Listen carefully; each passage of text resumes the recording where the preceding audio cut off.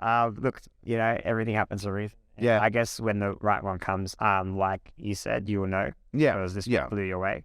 You too, man. You too. Like, I feel like you're living your moment now. Yeah. Happy. One day, maybe never. We never know. Like, I don't think it's a be or end all. I think it's, if you set an expectation on yourself, like, I have to find someone and do all this by a certain time. Yeah. You're only restricting yourself. Yes. I think, you just got to let everything fall into place. Live your life. Live your best life. And, the rest will work out. That's it. Yeah. Awesome, man. Awesome. I really wanted to discuss with you, like, for people that are starting up now, because you've walked this long journey. I feel like today, most people that want to be social media famous, but like, there's still a lot of people that want to make it to the mainstream and want to make it to the TV, want to make it to the Netflix, to the Prime, whatever. So if I was just an Aussie person, like, or anyone, like, how do you think I should start to get into, like, because I guess the path is like commercial and then you... Well, actually, to be dead honest, for my situation, it's like some of it is your personality, but a lot of it was luck. A lot of it was serious luck. So the first 2 shows I did, it went nowhere. Like, they just, the Dracula one was over in Europe. The Fit for Fashion was in Asia. They came and gone. I didn't really hire any publicists. I was new to the scene, so I didn't really milk it. It wasn't until the Instant Hotel, which Channel 7 produced, that Netflix bought it shortly after, which is still on Netflix now. That was what skyrocketed me, and I didn't even know that was going to happen. So originally it was just produced by 7, came out on Channel 7, did a whole season, did pretty well, rated well. A lot of, like, for a few months, everyone was talking about me, and I walked down the street, people were like, rock photos. And then I didn't hire a publicist. I didn't really milk it. I feel that Channel 7 just kind of, like, dusted under the rug, like, that it's come and gone. And I didn't think anything much of it, right? Went back to normal life. And then a few months later, I started getting all these messages from people in America saying, hey, like, my friends in America saying, hey, are you on this show? And there was all these news articles popping up, and it turns out Netflix has bought it, and I was one of Netflix's first reality shows, because they hadn't really gotten into the whole reality TV market. It was more just TV shows at the time. This is 2019. Pioneer. So yeah, I was one of the first reality shows on Netflix, and then suddenly, like, I went from, like, this tiny little show that just came out of Australia to this international show. I was getting messages from literally all around the world, like from Kenya, Africa to, like, Bulgaria. Like, those friends in Bulgaria were people that saw me on TV. So that kind of blew me up. I still didn't really milk it like I should have. I did go to Hollywood when it just came out, and I got to go to the Golden Globes, which is really cool because Netflix sponsored the Golden Globes. So I wasn't even invited officially. My friends in Hollywood just told me to rock up, say, hey, listen, you're flown up for the parties, you're on this big show. And I did, and it worked. I showed them my Instagram, said, hey, I'm on this show, this is blah, blah, I'm meant to be here, bang, wristband, get your ass in there. And I'm doing the red carpet with all the biggest celebrities in Hollywood on the Golden Globes. I went to Drake's New Year's Eve party, same thing, rocked up. I'm Mikey from Instant Hotel. This is my Instagram. I've flown up here to party with Drake. Who you with? One person, bang, wristbands, get your ass in here. No photos allowed in there, but everyone was in there. LeBron was in there. To be honest, that party there, because everyone was famous in there, literally everyone, I didn't recognize anyone.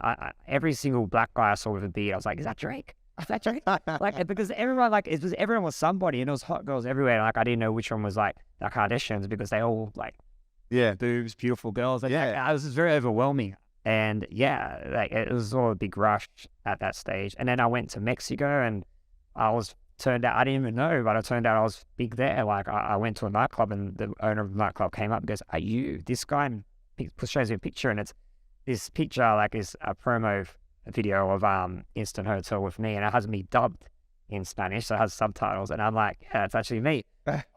Then on a big billboard on the club, welcome to Mandela Mikey, put a t-shirt on me, get free drinks, shots, sparklers, sending all these girls in my booth. And I was new to this thing, so I can't really tell anyone how to get there, because it's just luck. But at the end of the day, like, try everything. It just goes to show, like, you never know what's going to lead you to the next stage in life. I wouldn't even say it really led to any, like, I had a great life out of it. I really did milk it. I didn't hire any publicists. I didn't get that many news articles out of it, but I had a lot of fun, and I did get a lot of phone calls from pretty much, that's probably someone special, but I did get a lot of phone calls from pretty much every TV network wanting me to jump on the next reality show. But The problem is after that, pretty much permanently stuck in reality TV land. So I didn't really get any more acting jobs after that. And so I think if you really want to be a good actor and do commercials and stuff, just focus on that. Don't do reality TV. You want to do reality TV, for all means, try it, but just be warned that you're going to not be able to probably do both acting and reality. Let me just ask you, because this is very interesting for me. You always say you didn't hire a publisher. Publisher? Publisher. Someone to get news articles out. What? Is that how it works? Well, it's the most important thing. If you really want to milk your 7 minutes of fame, or 15 minutes of fame, how they call it, really have to get as many news articles published about you as possible, because, you know, if you're not all over the internet, then people are just going to watch you, yeah, cool, and then they're going to forget about you. So the most important thing, if you do reality TV and you really want to stay relevant, you need news articles written, and those news articles will lead to more opportunities. So yeah, definitely hire publicists if you do a big show. It has to be a big show. Otherwise, yeah, no one will care. Right. So, because I do know a few people, like a few famous people. I know a few people from big reality shows as well as I know you. And I've always wondered, man, why there's so many articles about them. Yeah. Because so they're hired PR. Don't get me wrong.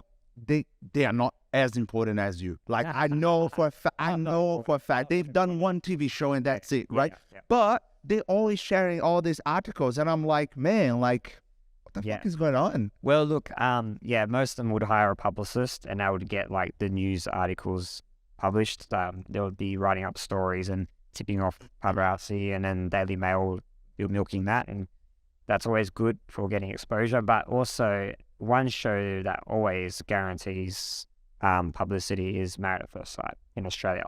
And so if someone did Married at First Sight, you're instantly going to get all the paparazzi because they are linked up with all the news outlets. So pretty much Married at First Sight guarantees you thousands of news articles and blue tick. And you're going to be big in Australia for a little while till the next season comes out. But then problem with Married at First Sight, it's free to air network, doesn't go to streaming services. So, you know, you're big for a year, and then you have to really cash in on the next quickly before the next season comes out, but then you're gone. So if I want to get a blue tick on Instagram, I go to Married at First Sight. Well, look, I don't even have a blue tick because I didn't hire a publicist. I trusted in Netflix. Doesn't do their own news articles, so Netflix just releases their shows, and that's it. Up to you to do it. I didn't realize that. So I didn't even milk it. Like I had millions of people see me, and I mean, 12,000 followers. That's it. So one of the girls on my show did hire a publicist, went to America, did Good Morning America, did all these other TV shows, and she's got the blue tick from my show. She's got like 100,000 followers, but I wasn't that smart. But no, but I guarantee you can still get it because you've been shows, man. Because I tell you for a fact, because I know someone that I paid them like $3,000 and they gave me a blue tick. I don't have a blue tick. But someone very famous got me this contact. Yeah. Someone, they got like over 1 million followers. They're real, like it's a big YouTuber. Yeah. Then he gave me this contact. You message this woman and you pay her $3,000 US, and they will give you a blue tick. But when I contact her, she said, "Oh, but you need articles." Yeah. Well, I thought the 3,000 would include, I thought that's what their job is. They go and write 20 articles about you. Oh, no. But then she said, "No, you actually give me $8,000 and I'll get you out." So then what she's going to do is give the other money to a publisher. Yeah, she was trying to upsell me. Yeah. So she was probably selling for someone else. Now, to be honest, you could do it yourself. Just hire a publicist. Like even there's people online that can write articles for you and submit it. Just give them the category and just get enough submit. I think you need like between 5 and 10, and then you can apply yourself for Instagram. Awesome. I'll definitely have a look on that, man. Yeah. I mean, not that I can, man. Like, my personal one, which is a different online business that I run overseas in my country, I built my audience from scratch, and it's real. Like, the things I show them and how I motivate them, it's completely different. It's not something that this audience here is going to understand, especially the language barrier. But, like, I definitely think it's interesting, the fact that, like, it's not only getting to the TV. You have all these nuances, like you have all these things that you have to do. To be honest, I think I need to learn something off you because you've got a bigger social media following than me. You get a lot more views than me. So I think I've got to learn something from you now. I'm gonna have to find out what you're doing. No, but what I'm doing is different. It's completely different. I know a lot of people on social media, but like I built my audience in my country, and that's my main focus now. You know, like I help them to evolve. It's a different setup, right? I've never been on a TV show, and the people I don't know. Like, and I no matter like how big I will be on social media, I will never know them, because I feel like your industry and the way you grow, it's more like VIP. It's much more like VIP. Like I'm sure if I get to channel 7, I'm an influencer. They'll be like, get the fuck out of here. You know what I mean?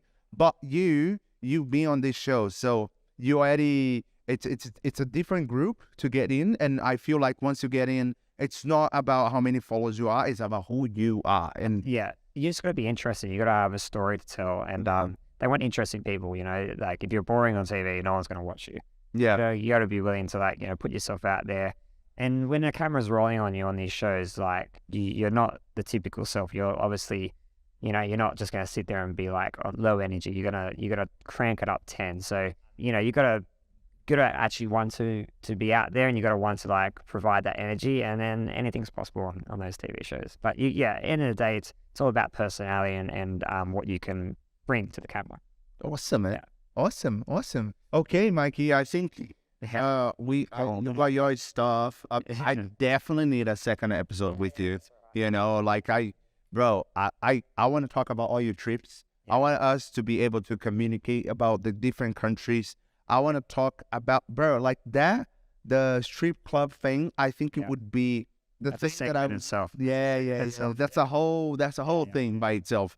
That's something I want to talk about. I want to talk more about the Sydney, Australia scene as well, because obviously you're well connected everywhere, but like here especially. And I want to talk more about that too. I also want to talk about your Italian brought up, and like I feel like the thing that you went for this long relationship, I think that has some level of relatability with you being Italian and your Italian family, and like all the traditional they're going to. I'm the black sheep, to be honest, of the family. My sister, did the right thing. She got married, she's having a kid, she's got a house. I'm the one that's just traveling the world, partying and hanging out with pop girls. But my parents support my life. They know I'm living the life I like, and they know I'm having a great time. Yeah. And they're really, like, we're a close family still. We still travel. We actually do a family holiday once a year. Yeah. I just saw you on Instagram. Yeah, like we're in Cairns. So me, my sister, mum and dad will do like one family holiday every year still to get together, Yeah. And that's where I'm like, I'm more tame. Like I'll go to the family dinners. I just make sure, pick a spot that's not too boring, because I'm going to go out after you guys do your dinner and go to bed. I'm not going to bed, and so like they wanted to do Port Douglas this year, and I said, look, I'll settle for Cairns. Because at least Cairns got nightclubs. Nice, man. Nice. Well, thank you so much for coming, man. Right, like I really appreciate. I feel like there's just so much. Like I feel like if we could really do it properly, we'll have to get a nice place, put some good drinks on the table, just relax and have a natural conversation. Because I feel like today I had to ask you a few questions